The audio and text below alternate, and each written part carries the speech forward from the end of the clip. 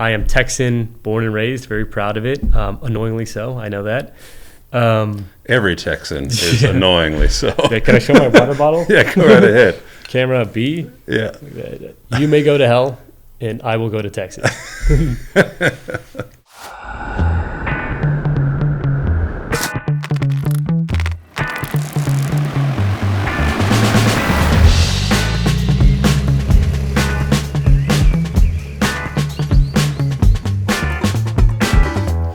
Welcome to the Taylor Moreland podcast. Today I've got a very special guest, Arthur with Hylio, and should probably just get this out in the open. We've been competing in this space. You know, your company, my company, Agri Spray Drones, has been competing in this space and still continues to compete in this space. Sure. But we like to, you and I, this is our heart and soul, I would say. And so I like to, talk to everybody with differing backgrounds, differing opinions, differing experiences in this.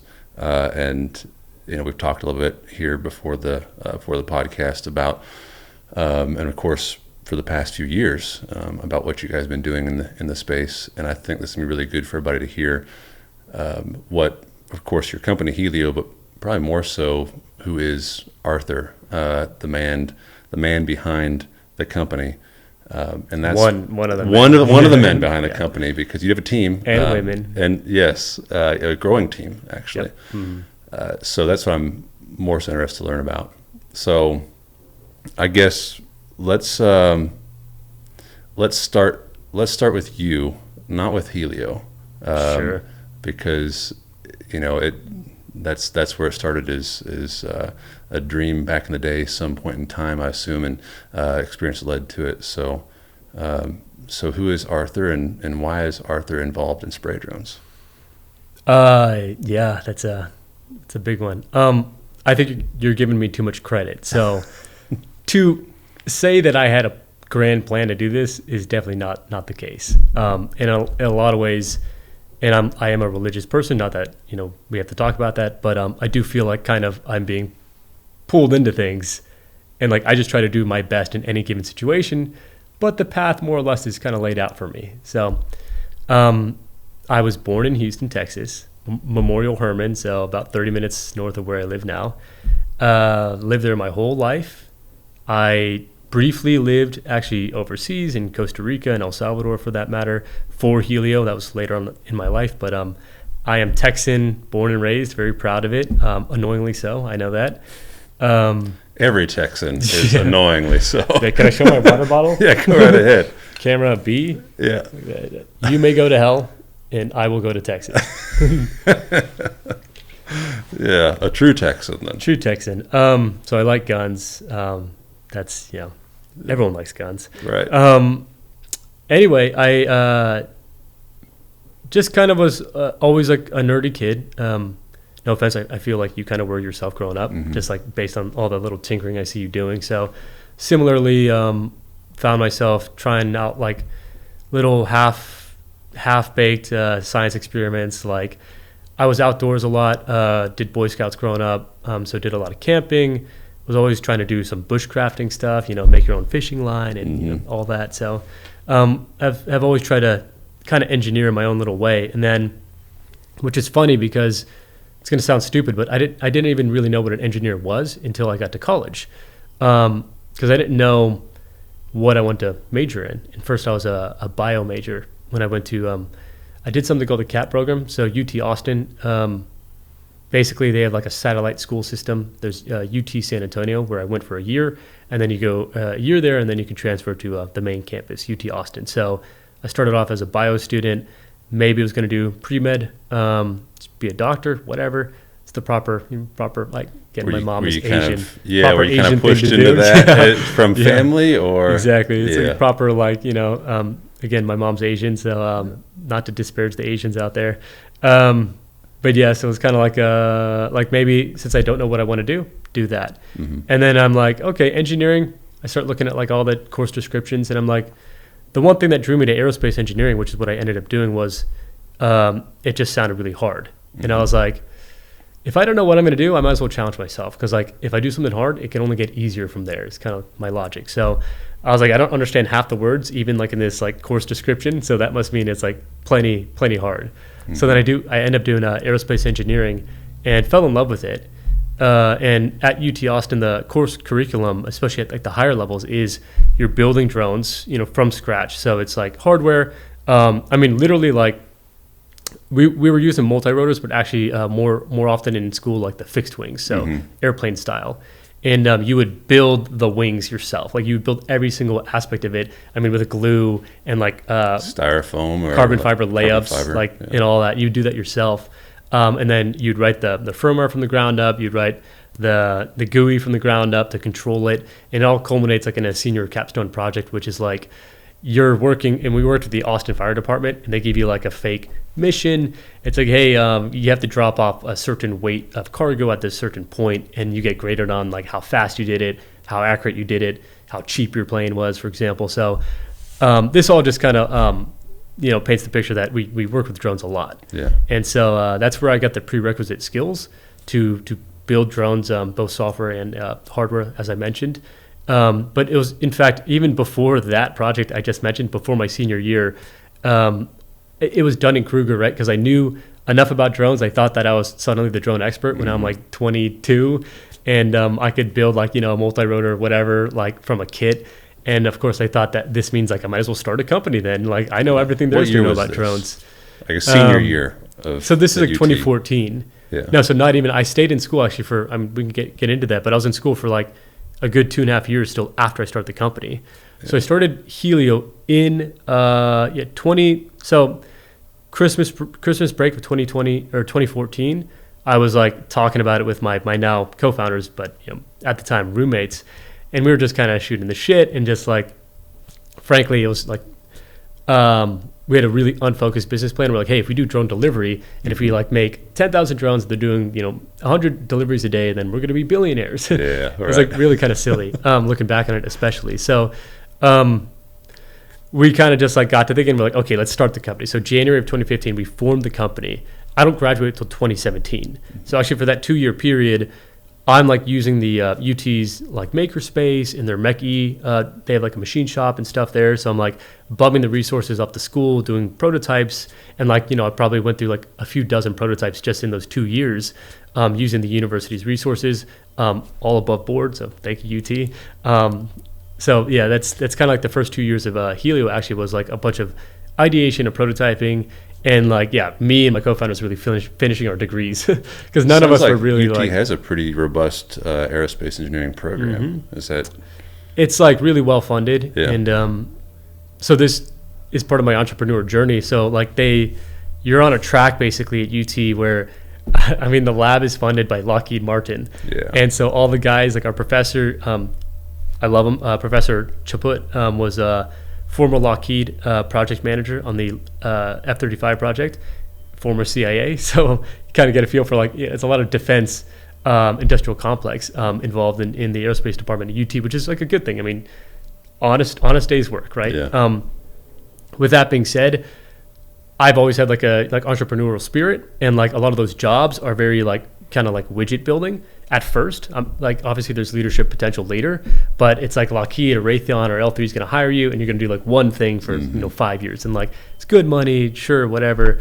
It didn't really appeal to my creativity and kind of like the tinkerer at my heart, like we talked about. So I didn't want to do like the mainstream aerospace track, so I was kind of desperate to be like, let's find something to do that's not that. So how do I take my skills in building drones and programming and like just do something else? So that's where kind of Hylio was born. And like I said, our first idea was actually drone delivery.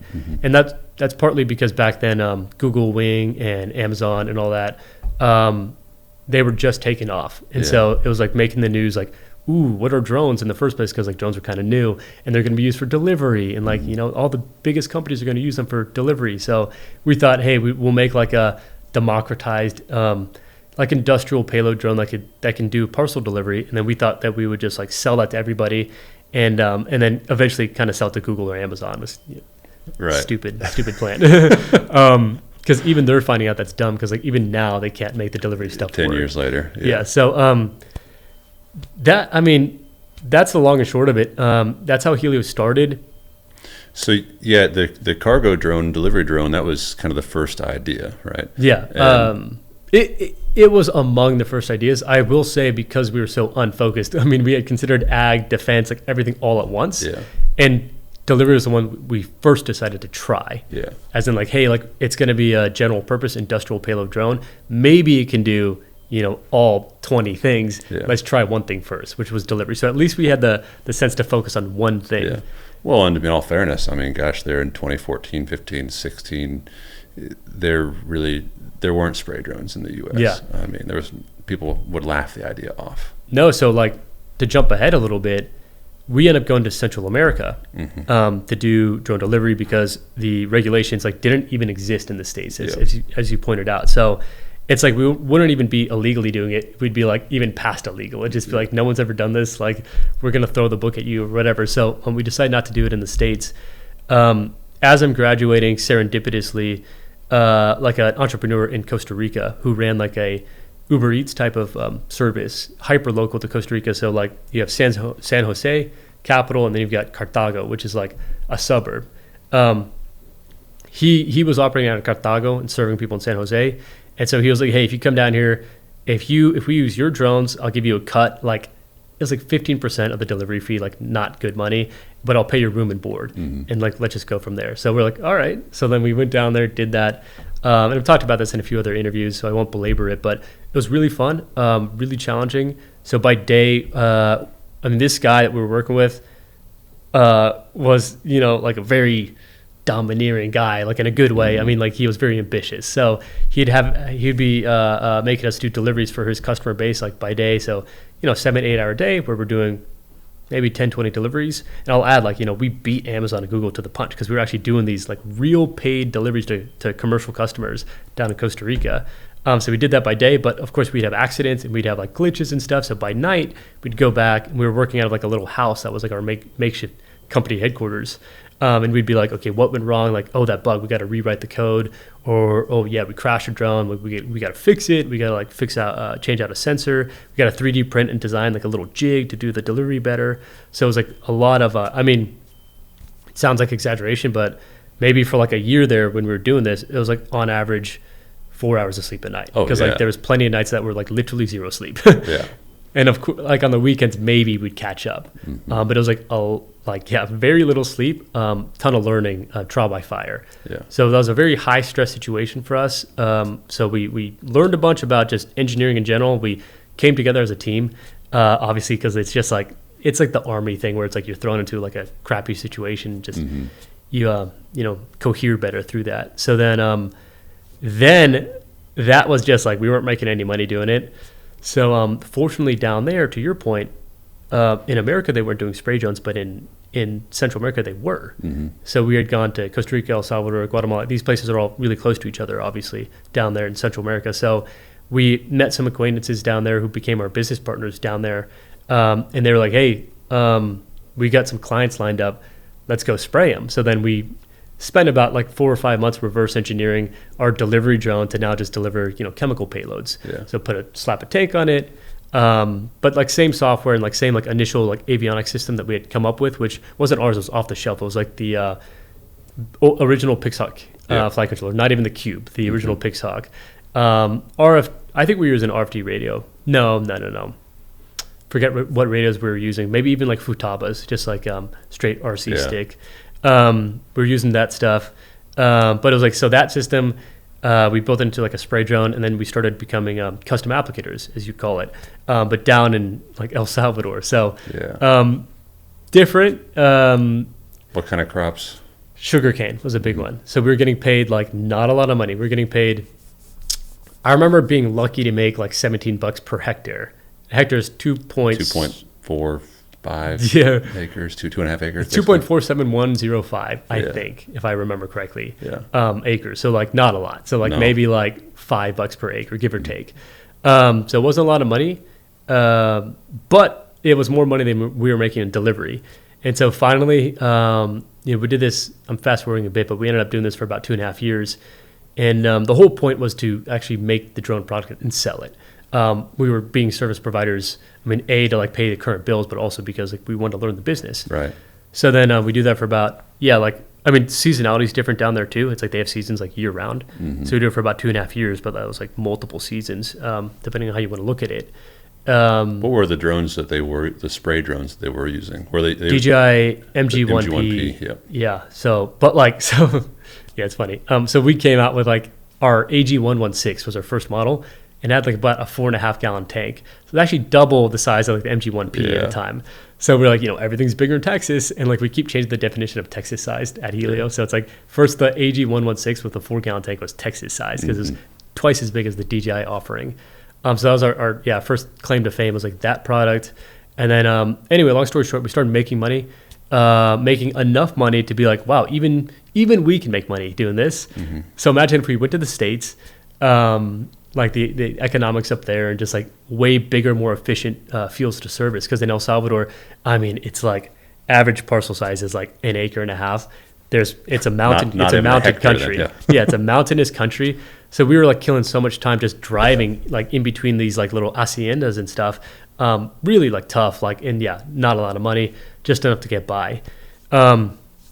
I put all my money into it, and so did my co-founders. Like from our internships and stuff, we just like threw all of our money into it. So finally, like I said, we got the maturity of the product we wanted.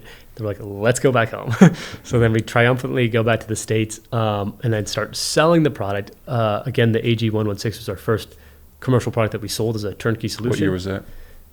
That was 2019. Yeah. So we started selling that, and then the rest is history. So Hylio since then, I mean, we can talk about all the evolution. It's actually a lot that's changed, but that was like that's the start. And we were, and we could talk about this too, but we were like a system integrator there where, most of the parts we were buying from off the shelf sources.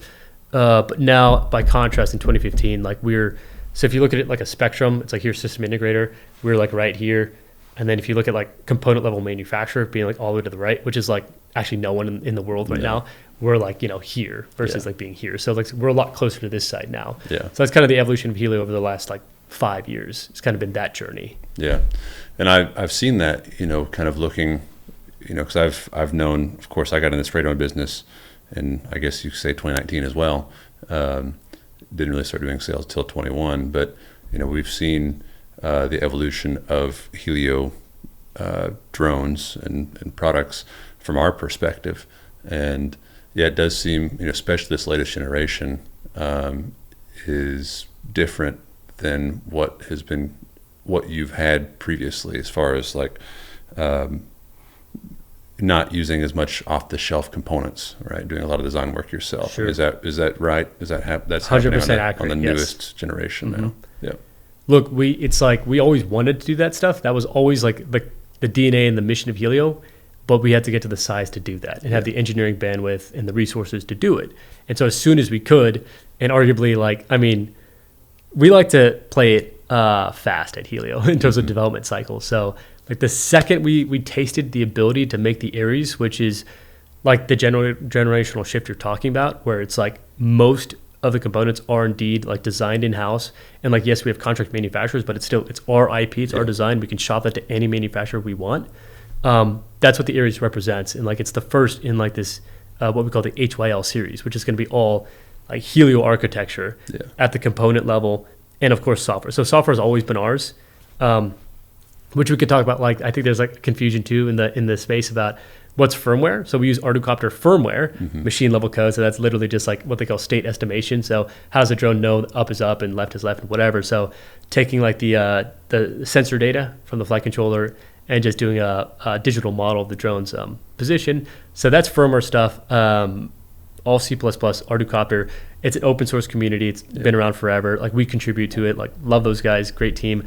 But like everything you interact with, everything that actually like dictates the missions, the mission planning, and the execution and the communications, that's Agrosol GCS, which has like always been our software. So I think like people don't understand. I mean, like the firmware is 2% of the software picture, and the other 98% is GCS. Well, that's how every drone company is. It seems like. I mean, even DJI didn't build from the ground up their own firmware, to start with. So it's and like you say on the component side, there's very few, if any, drone manufacturers, or I guess you call them manufacturers, that build the components themselves. They're designing. Sure. They design, and then they have contract manufacturing. So it sounds like you're doing the same thing that most of these free drone companies from China are doing, but you're doing it here in the U.S. Sure. Yeah. And like, it's a bit decentralized, right? So like the West, I mean, that's China's advantage, right? They're extremely top down and like super well regimented society, and like that tie between the government and the companies. Let's just say non-China, not even like necessarily the West, but even like friendly Eastern nations, big tent. So everything's decentralized. So yes, like our supply chain is intentionally diversified because, especially with the trade wars, you might have a tariff hit Mexico harder one week, and then like be less than like the Canadian tariff the next week. So, I mean, we just call it like a supply chain diversification strategy. It's like nothing crazy, but like, so we have like a fab in Houston, for example, called Macrofab. They're like literally 30 minutes down the road. So they could make all of our PCBs.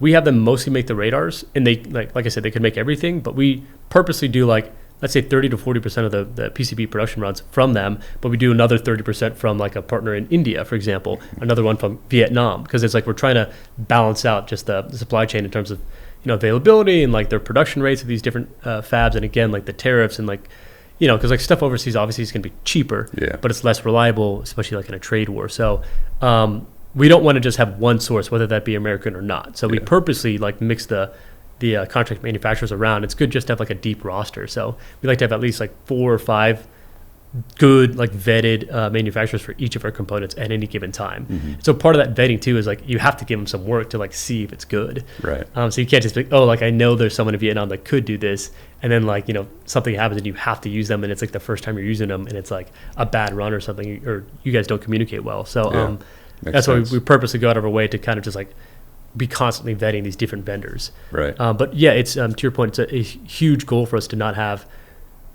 it. I want to make myself clear on this like ideological point. I'm like not pro Chinese drone ban at all. I think the competition is really good. I mean, America's about freedom, the freedom to choose to buy a Chinese drone if you want to. I just don't like that there's not like an alternate choice, and that's what Hylio is trying to do, is be that alternate Western sourced choice for someone. So to give truly Americans like the freedom to choose. Like if you want the Chinese stuff, sure, but here's also a really good competitive option that's not Chinese. Yeah. So we've gotten to the point where like literally like the only thing on the system that's Chinese is the motors. So these, I mean, we all use similar motors from like the same factories. Hobbywing. Yeah, Hobbywing. So the motor, the ESC, the propeller, all comes as like one nice SKU from Hobbywing. I'm not even going to talk crap. Like good product, good motor. So that, and then the batteries. And we actually have solutions for both that are non-Chinese that we're working on right now that probably by the end of 2026 we could roll out. So then we would have like literally no Chinese. Nothing from China. Yeah, exactly. And again, that's not like FU China. That's like, hey, like we're doing our own thing, and like we're going to compete on merit. And like that, I know I'm kind of getting derailed, but in a lot of ways, I think China's policies aren't fair to us in the U.S. market. And so like, it's one thing to say capitalism, it's just free market, bro, like compete. But it's not exactly an even playing field, in my opinion, based on some of the stuff I've seen with their policy and whatnot. So like, I think government support on the U.S. side is in the right direction, as long as it's just stabilizing those, inherent discrepancies there. But I don't want the U.S. to go overboard and be like, no Chinese stuff, like full protectionist mode. I don't think that's good either. So I think there's like a give and take, like a balance there, because like this isn't exactly free market capitalism on the Chinese side. Right. So it's like there's got to be like, subsidies on our end, tax breaks, incentives for domestic manufacturing. I think like that's more along the lines of something I'm aligned with versus like a punitive type of ban or something, or restriction. So well, and I think, my 2 cents. Yeah, in this industry, we haven't really, there hasn't been a lot of push to really, for people and end users and pilots to really demand, U.S. made drones, and still it's not a huge demand, right? They want something that works well, right, and is affordable, and that's always been Chinese drones. I mean, and maybe that'll change in the future. But I think we're seeing that more talked about now, especially with DJI's issues that they have with various organizations of the U.S. government, and the issues on availability with DJI drones, uncertainty Sure. of DJI, and now potentially even Chinese drones. When you have both sides of the aisle seem to be talking about more restrictions on Chinese drones, I think it's bringing up a lot more sentiment within the industry of maybe we should take this seriously and start looking at other options. How do we get this technology into the U.S., diversify supply chains, things like that. The challenge is another sentiment in the industry is also, well, U.S. drones aren't as good. Chinese drones are better and cheaper. Heard that. And more reliable. I'm sure you've Yeah. heard it plenty Mm-hmm. On your side. And I'm sure that's been a big challenge, for Hylio and you over the past, since 2019, really, because that's whenever your first competitor with DJI, who's really dominated the market, Sure. was the T20 and then the T30. Mm-hmm. So I guess kind of from where we've set and understanding where end users understandings are of different drones industry, the sentiment's always been, well, I love American made. Hylio is great because they're American made, but DJI is better. So I'm going to get a DJI. Sure. Are you, from where you're sitting, are you seeing that changing? Yeah. Yeah. I mean, obviously I'm biased, but so yeah, to be fair, the people that come to us are the people that already at least conceptually like the idea of a US made drone, Hylio drone, just not going DJI. So it's confirmation bias. I think what we're making strides in that is it's harder to appreciate on the surface. You can't make a flashy 30-second ad about all the deep enterprise level features we built into the software ecosystem. So again, AgroSoul, it's our oldest product and really the technical lifeblood of our company in a lot of ways. Our hardware in the areas has come a long ways, and it's amazing. And we can talk about that later. We want to get into hardware component sales. But the software is way better than I think a lot of people realize, just because we don't have the reach DJI has. DJI has thousands of drones in the US and elsewhere. We haven't been able, our size of our company, we haven't proliferated enough to get the word out. I think, and maybe you've heard this yourself, Taylor, but most people that end up using AgroSoul are pretty damn impressed. Yeah. And it's I think there's a learning curve because there's so many features. People are kind of used to the way DJI kind of puts up the guardrails, Yeah. or the bumpers, and you kind of just do one process flow. Hylio or AgroSoul is all about freedom. So it's if you're a custom applicator who works a certain way, you run 3 drones at once. We got the Swarm Tech, really good for that. But if you are just a single operator with one drone too, ranches, ranchettes, small farms, there's also a process flow you can carve out on your own there. So it's a lot more just open-ended in that sense, where we don't baby you, for lack of a better word. It is a pretty robust. I've used it a bit, and it's a pretty robust platform. What we're used to with DJI and EA and XAG, like you said, is a narrow funnel, right? Or guardrails, I guess maybe, where it's the system on the screen that you're looking at really is just all about making that application. Sure. That's it, right? Mm-hmm. The AgroSoul platform, it kind of combines that along with DJI Smart Farm or EA CRM system on the online side, and then it of course adds a lot more kind of Americanized features in terms of hierarchy of client, farm, field, and some of the reporting things too, which is great. But if people are transitioning from a DJI type platform, there's a lot, it is quite a bit different. Yeah, it is. It's Apple and Windows in a lot of ways. Yeah. I'm not going to say who's who. That's up to the audience. But that's just, that's a DJI had first mover advantage. Yeah. So yeah, big company, ton of drones out there. People are used to that. That's really, from my perspective, not to say that their system's better. It is different. Yeah. But yeah, like I'm saying, I think you pointed it out, they kind of stop at the application, but we're trying to create just a one-stop shop. So agronomic tools, work order, like management type of tools, like super users and sub users. So you get like a manager role in AgriSoul, and you could like view all the work and like track the maintenance hours and repairs and whatnot on like an entire fleet of drones. There's automated EPA and FAA compliance reporting, like really just interoperable and extensible data. Is neat. We looked at that. The maintenance stuff that's, I mean, hey, everything being in English in the first place is kind of, I mean, I know there's Google Translate, but still, like, you're not going to see a single Chinese character throughout the entire thing. So are you, when you got in the spray drone space in the U.S. in 2019, what is the growth been like? I mean, it seems like growth in this industry, period, for everybody, whether you're a custom applicator or a dealer that's selling drones in a 30-mile radius to a distributor or whatever. Growth has been pretty wild in this industry. Has it exceeded your expectations? Are you where you thought you would be? Is Hylio where you thought you would be? Further along, for sure. Yeah. So like, we just put up a 40,000 square foot production facility. Did a bunch of media about it, so most people probably know. But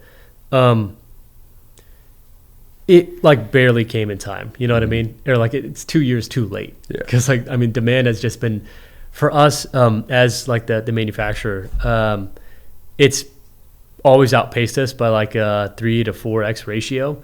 So like our lead times, especially like towards the end of the year when people purchase, end up like ballooning out to like May of the following year, just because like we can only make them so fast. So we don't make them to order. That's not the intention, but like that's basically what's happening. What is your production capacity like right now? I'm sure you're scaling up, like you said, but right now, what is your production capacity? How many units are you making in a month? It's about like 15 a week. 15 a week. Yeah. So like, if we wanted to, we could probably do 20 a week and get to like 80 a month, give or take. Like right now, that's right now. Yeah. But like if you go to our factory right now, we've got 4 lines set up, production lines, and really only like 2-ish are being used right now, not even fully. So we definitely have room to grow. And we just got into the building in May. Yeah. So we're still, ramping up, hiring, take some time, train people. What's the limiting factor there? Is it the training and the personnel side? Is it component side? It's probably just like the personnel, because like, I mean, Houston's a big place, 8 million people in the greater Houston area, but still like you're competing for like the technified talent there. So we're trying to get to the point where obviously it's like you can pick anybody off the street and make him to a Hylio manufacturing technician. But still we're like trying to hire people that have like HVAC background or automotive background. And it's just hard to find people that are willing to work in I think the entire country. So if they have an HVAC background, they can probably make more money somewhere else. So it's like probably just like that. We're trying to hire, but that just takes time. But once you have good people, I mean, like they typically stick around. So it's like, we'll get there. But it's probably like that employee onboarding is probably taking the longest now. Yeah,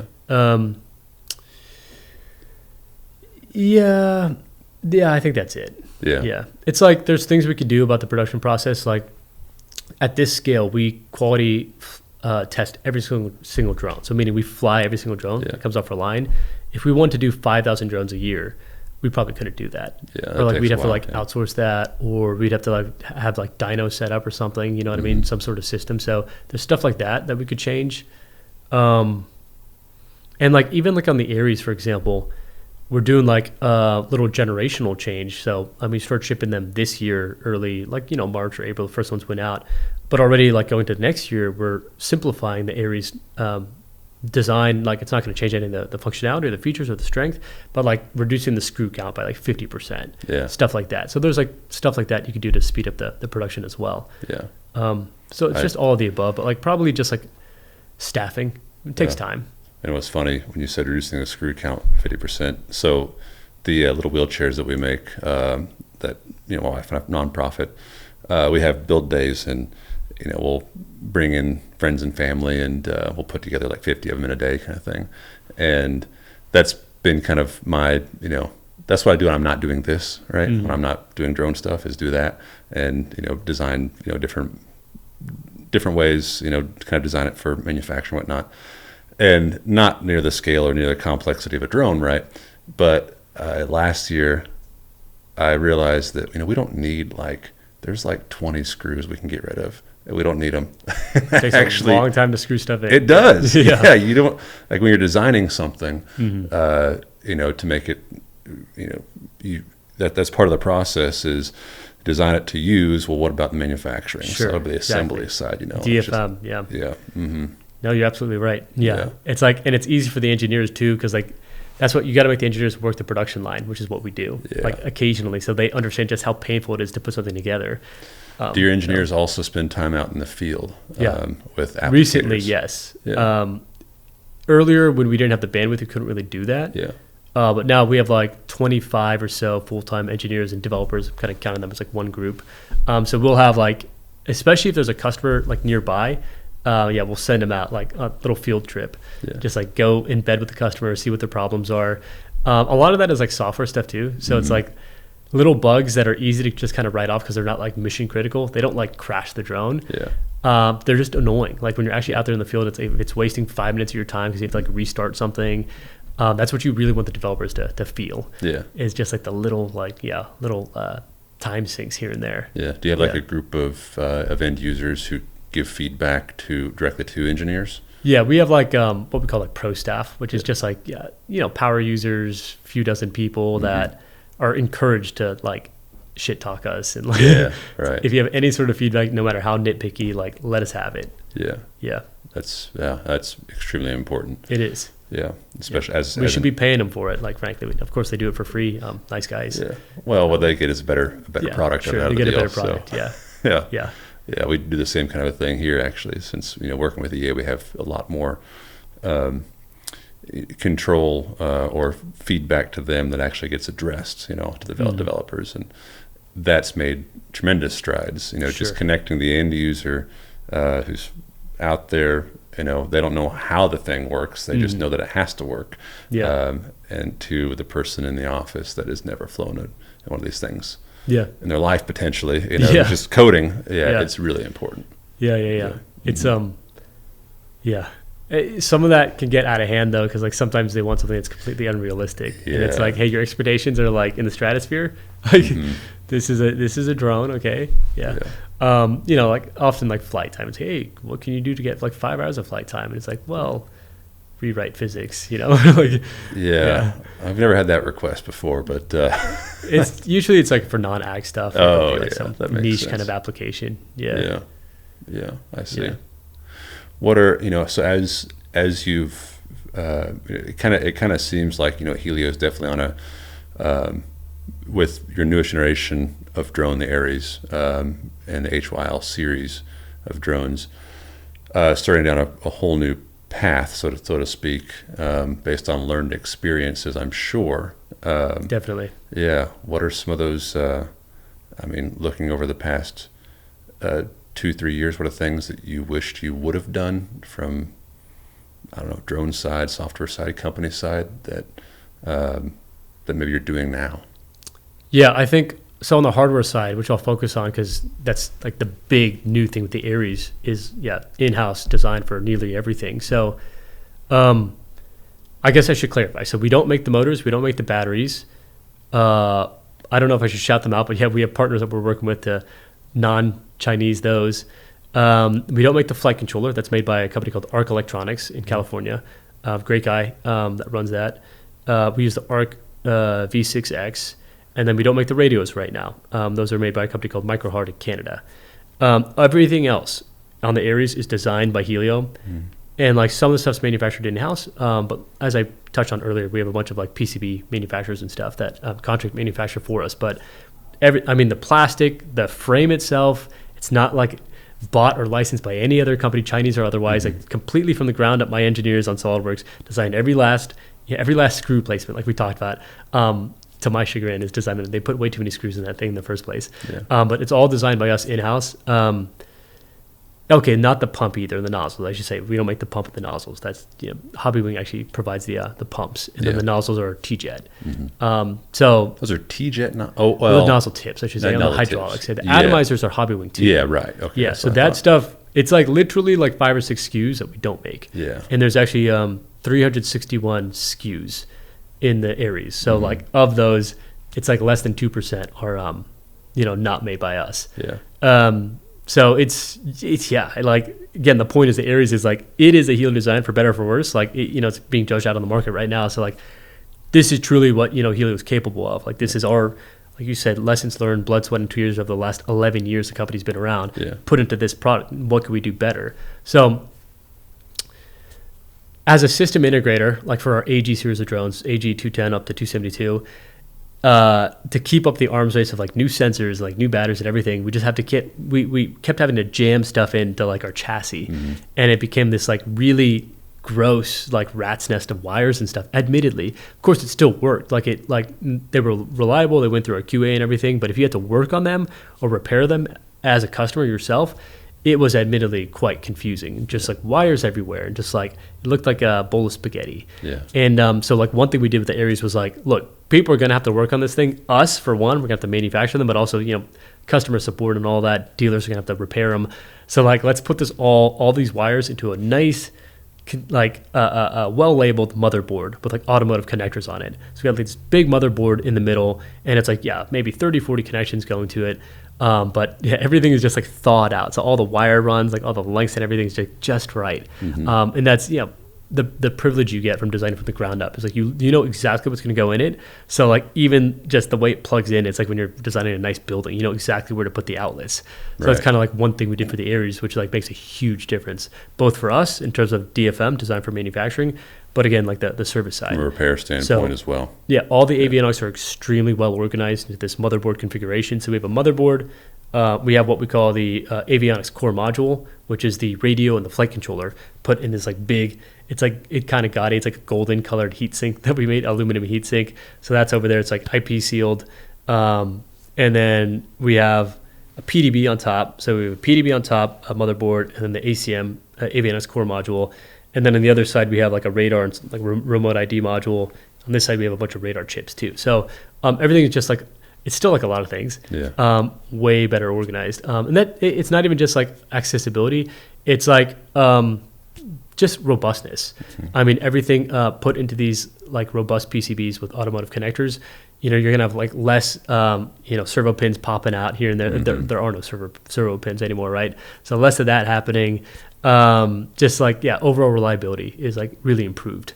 Did you run the Aries? Was it in service this summer? Yeah. Yeah. How many units did you have out this summer? Like a little south of 200. I think we got out by season, by at least by the end of season. Okay. So like 190 or so, give or take. We've since shipped more, but it's been in the winter. Right? Yeah. But there's that. And I guess was there any changes from this summer's unit to what you're producing now? Some slight changes, like I think the way like we mount the atomizers, but really like in terms of like big significant changes, no. Yeah. And a lot of that stuff, as I touched on earlier, is going to be kind of like you're not going to feel it, but it's just going to be like easier for us to produce them because we're going to reduce the screw count and stuff. Yeah. No major changes. There's a GPS thing that I had mentioned to Alex that we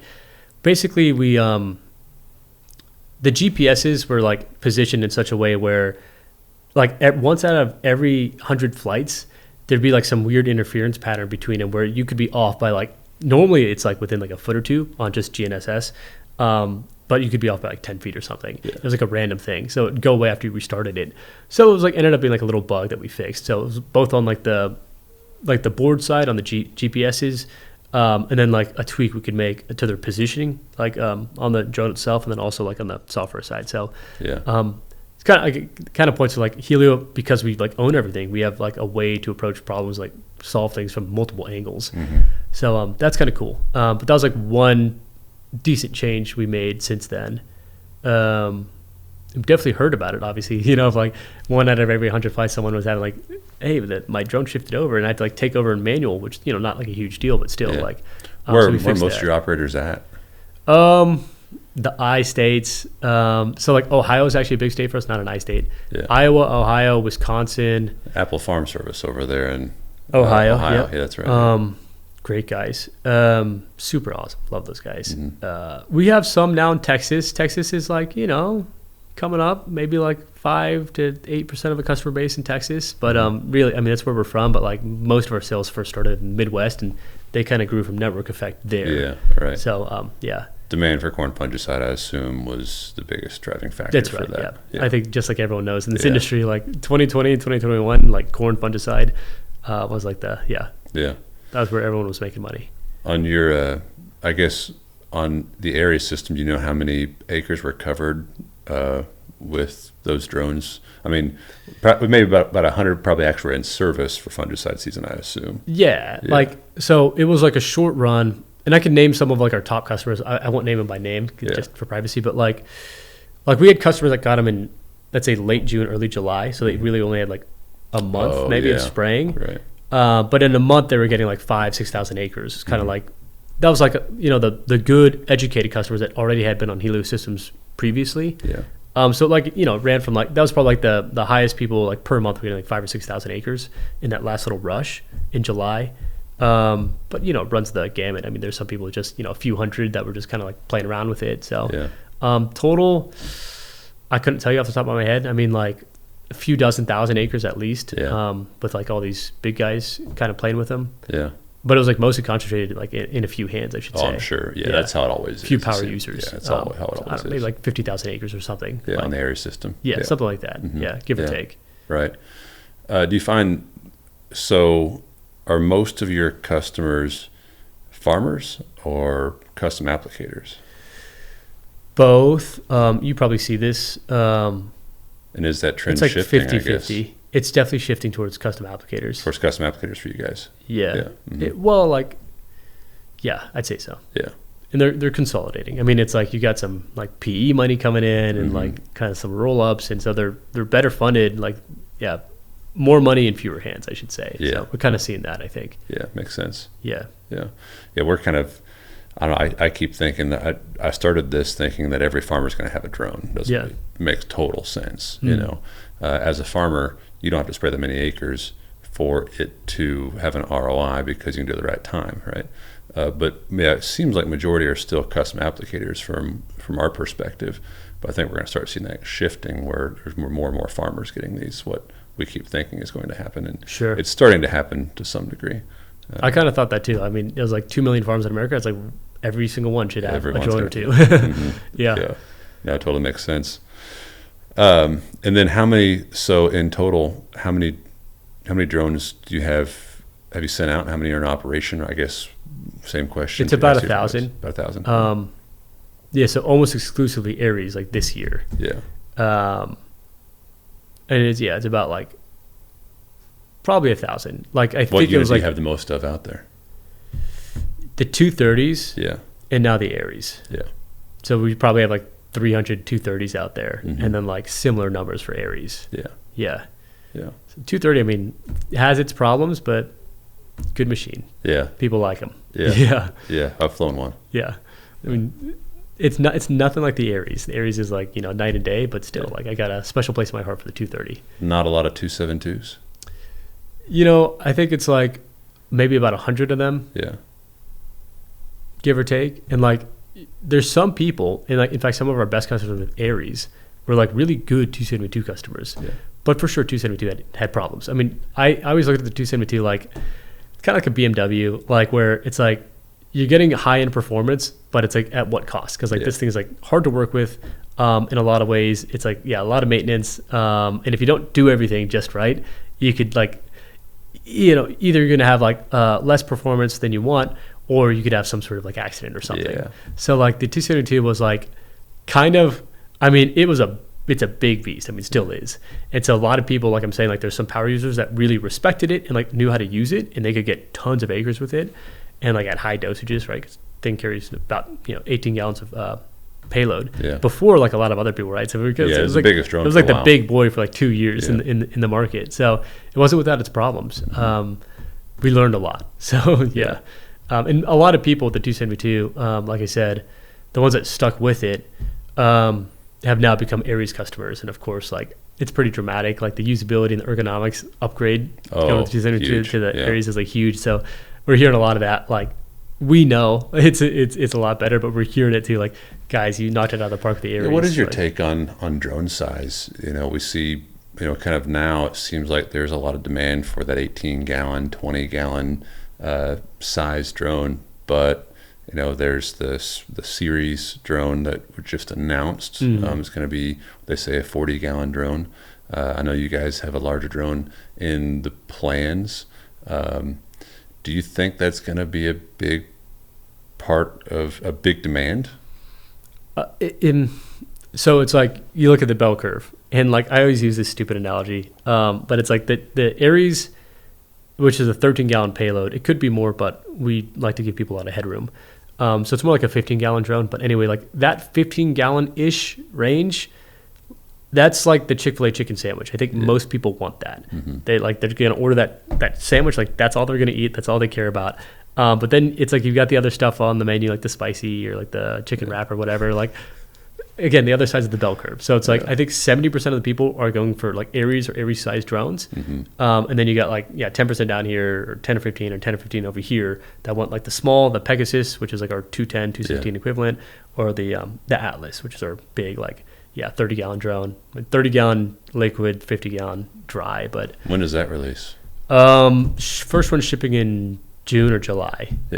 As fast as we can. But we're so limited release on those. We're telling people like,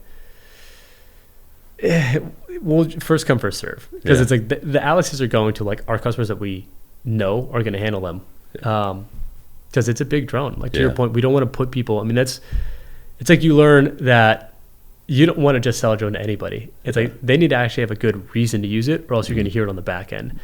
So it's going to our power users first, people that do big acres, tens of thousands of acres per season. And it's like, we know you guys are going to get the use out of it. It's going to be a good product market fit for you guys. So going to them first. We don't want to like have the people come in, rich guy just got paid out for whatever reason.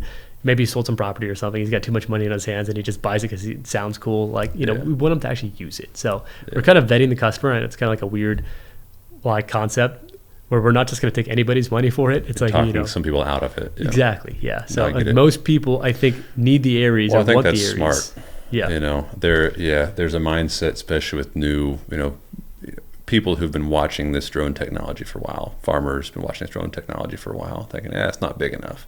It's not efficient enough.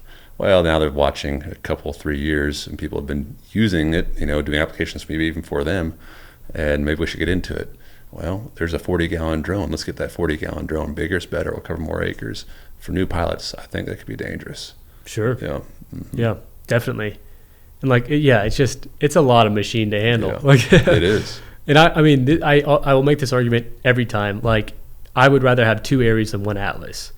The redundancy in your operation, if one goes down for maintenance or whatever, you can still be out spraying. And of course, for custom apps, a lot of times that matters because the farmer wants to just see you out there spraying, even if the math is you're going to get it done anyway. If you take one day off to do maintenance or repairs and they don't see you spraying, they're mad. But if you have one drone still spraying and one drone back in the shop, the customer relationship is still upheld. Because with these drones, it's not a matter of if you have a crash, it's when. It's not a matter of if you have a problem, it's when. And there's so many things that could go wrong on the drone itself, from the spray side to a sensor to radio communications, and then you got the remote side, and you got the software side, and you got batteries, and you got charger, you have a generator on the truck, you have a plumbing system on the truck and trailer. So there's so many things that could go wrong. And so if you've got one machine and it's down, well, first off, it's a big machine, so it could be down for a while because it could take longer to repair it. Sure. It could damage a lot more on the machine. So I do think, I think there's kind of a cap on how big these things should get for the majority of operators, and this, I think, is what we see in the industry too. I agree with you. I think the cap is kind of already hit. Yeah. I think the Atlas, hot take, is too big. I mean, we just talked about it. So too big for most people. And I would say especially because Hylio has the swarm technology, you're almost always better served with 3 Aries versus 1 or 2 Atlas. You're just gonna have a lot more flexibility in what you can do operationally. So I would rather see a world with a ton of 15-gallon drones than these giant, dangerous, high insurance, high capital cost behemoths. So it's a bit like an arms race, but I think we're leveling off. To your point, I agree with you. Yeah, I agree. Well, what's next? What's the next 5 years look like at Hylio? Yeah. Open range, just talk about everything. Yeah. I don't know, because like, and I mentioned this at the very top, like in a lot of cases, I mean, we're pooled. Create value, right? Don't try to outsmart the customer base. Just do what the customer wants you to do. Mm-hmm. Sometimes you get to the point where it's like, okay, we've been in the industry long enough, like we kind of see this trend and the customer base might not see it. Anyway, that's kind of beside the point. Like, especially as Hylio steps into its own here as a component level manufacturer, and you've got this big, almost like a gold rush type of feeling of like a bunch of people entering the space. My heart goes out to them, because like that was me like 11 years ago, and like you also like quite a ways ago. Mm-hmm. There's a lot of challenges that they aren't necessarily seeing, and what I want to do is help these young entrepreneurs, and especially if there's going to be a push for like NDA compliant stuff.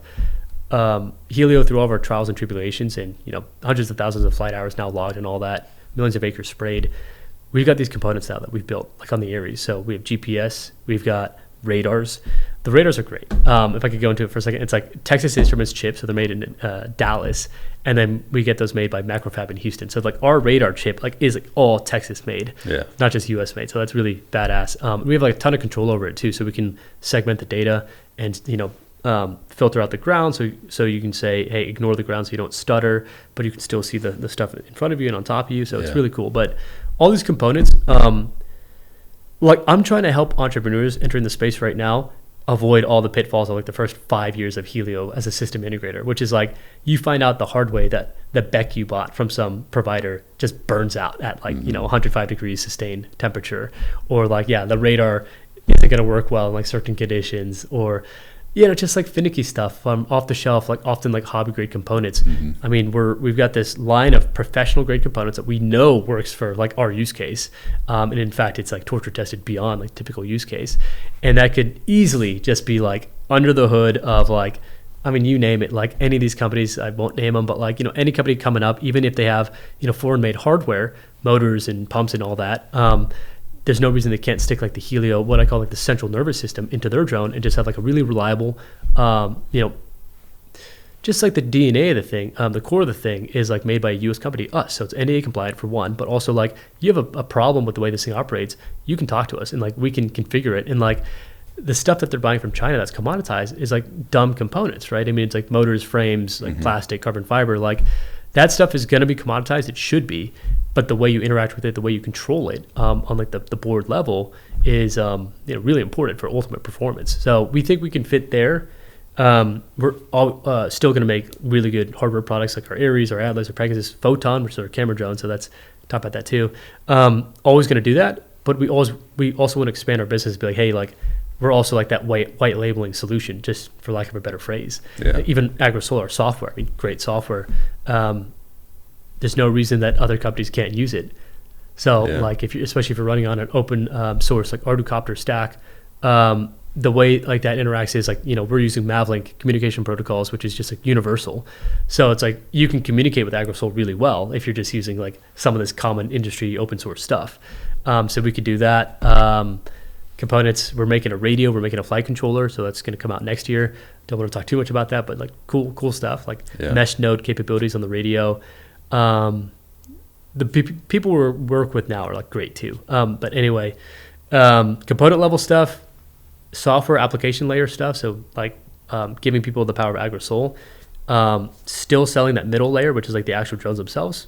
Going to be like I think like without sounding too arrogant, like we're one of the few companies in a position to be like that American drone manufacturing powerhouse if we play our cards right. And so for that, like that middle layer, it's about affordability. And like we recognize that our prices have been too high. We're like a small company. That's just like how it is. Yeah. But as we gain more traction, we're like really desperately trying to make that more affordable to the customer. So we can, I want to live in a world where we price match, Chinese made systems and, meet or exceed the quality in different aspects. So that's like our North Star for like the hardware or the system manufacturing side of the business is like price parity. So Henry Ford, simple stuff. All Americans know the story, but like, he wanted to create a car that any one of his employees could afford. And it was just like abundance mindset, right? So just like make the pie huge and make this, you're going to make way more money as a company if you make them affordable versus like kind of being stingy and like trying to just like collect more money from like a small handful of customers. So we want to do that. And then Photon, for example, this is a lot. Photon is our new ISR / surveying like camera drone platform that we're coming out with. Yeah, just look that up actually. So it's like, imagine a Mavic and a Matrice, and it's like basically halfway between them in terms of size and payload capabilities. So it's unique because it has two gimbal ports. It's got a front gimbal where we have three options. So it's either 4K wide and 4K telephoto, or it's those two plus a laser, or it's those three plus a thermal. Those are the three options for the front payload gimbal, which like comes on the drone by default in one of those three options. And then there's an optional like rear mounted gimbal port where you could put like an industrial size payload and lift like, roughly up to like a 1.5 pound sensor. So that could be like, a LiDAR, like a yellow scan LiDAR mapper, or, a multispectral, so Red Edge P, Mica Sense, or Centera 6X. So it's going to be like the point of that is like interoperability, the Photon, because like we don't like the approach that DJI has taken, which is like walled garden, right? Where it's like, yes, it works really well when you're in their ecosystem, but they're going to make it really hard for you to get out of it. Yeah. So there's a ton of customers out there, especially on the industrial side, that are already using their own different types of sensors and stuff. So we want this to work really well with whatever you're using, like plug and play. But of course, beyond like the really intuitive like Agrosol GCS like software, and then our avionics like architecture stack. So it's meant to be for ag, also meant to be for other things too. So that's kind of our foray into just broader markets, not just stepping out of agriculture. ag then. Yeah. Not like out, like well, right. In addition, branching right. out. Agriculture is always going to be like our main core focus. Like that's the heart and soul of the company is agriculture. Like we love it. We've been doing that for like the last 8 years. So we're not going to like stop that. But yes, of course, like it could be used for emergency response or law enforcement or defense or what have you. So it's an ISR type of drone. Right. Makes sense. Yeah. So that's kind of like what we got kicking around. Busy. Sounds like very busy. Yeah, a lot. Yeah. Increasing production in general is just like a huge goal for the next 5 years. And you guys, you recently went through a couple of fundraising rounds for the past couple of years, right? Through Start Engine. Yeah. One in 2021 and then one just now in this year. Yeah. And so we oversubscribed both of those, meaning like, there's a cap that SEC sets. You can't raise past a certain amount in a 12-month period. Yeah. So oversubscribed both of them. I know it doesn't look like it on the second one, but it's because the way like the checks clear and stuff, it's like you hit it and then they have to stop you, and then like some of the checks don't come through. So probably going to do a few more of those just because like it's really great for juicing up like your R&D. Like you don't give up a lot of control of the company. For people interested, like equity crowdfunding is relatively new, but it's like, a bunch of people online give you money, and like they only hold a very small percentage of your company. So you retain all the ability to control and, manage your company. And so it's a good, like we've had a lot of success because I think our product and our company is very visual. Like, people just get it. They see like drones spraying a field. It's like, okay, it makes sense. Like make farming more efficient, do it with robots. Cool. So like, I don't think every company works well on the platform, but ours does. So it's a good way to just juice up the R&D. And that's always like, we always treat that as like, it's not for survival. Obviously, like we're a profitable business. It's like, can we accelerate our like product launches and like new features and all that? So like that's kind of like our fun money. Yeah, it's like, well, I shouldn't say it. It's like the R&D money, right? Well, you're probably going to need a lot more capital to grow as fast as what you have potential to do. Exactly, and what this industry is doing in and of itself. Sure, and there's different ways to fund that, as you know. Besides just equity. So it's like we treat that equity, especially the starters and stuff, as like I'm saying, like R&D, like nice to have. You could argue it's existential, right? You always have to be innovating. So like the innovation money is that, and then of course there's other just like debt instruments and whatnot that you can do for working capital to increase your production. So all of the above. Yeah. Well, exciting times ahead. Sounds like very exciting, very busy. Yes. Are you getting more than 4 hours of sleep now? Nowadays? Yes. Okay. Well, I've got two young kids, so like for a while, I've got a son that's 3 and a daughter that just turned 1. So they're kind of out of like the newborn phase. Me too. My daughter just turned 1 as well. Congrats. Yeah. There's obviously a lot of sleepless nights for a while there, but we're kind of over that hump. Well, that's good. Yeah. Is it difficult balancing the family dynamics in scaling this kind of a business? Hylio is my first child. You know what I mean? So, I know. Yeah. You've had the company longer than you've had kids. So Yeah. I don't view it as work, obviously, so it's kind of hard. Like in that way, you do get carried away because if you don't feel like it's like drudgery, you're prone to stay at the office and work all the extra hours. And so then the wife's got to call and be like, "Where the hell are you?" So yeah, it happens. It definitely happens, but I'm working on it. Oh, good. Yeah. You'll be working on it for a while. I don't know if you can ever find a perfect balance. Yeah, and it's like she knows what she signed up for, my wife, right? So it's like, that's true. She married me after the company, so she knows what she signed up for. Do you remind her of that all the time? No. Good. I don't have to. Good. Yeah. Well, I'm ready to go fly a drone personally. Sure. Yeah. So I appreciate you sitting down. I learned a lot myself. I hope everybody out here did as well.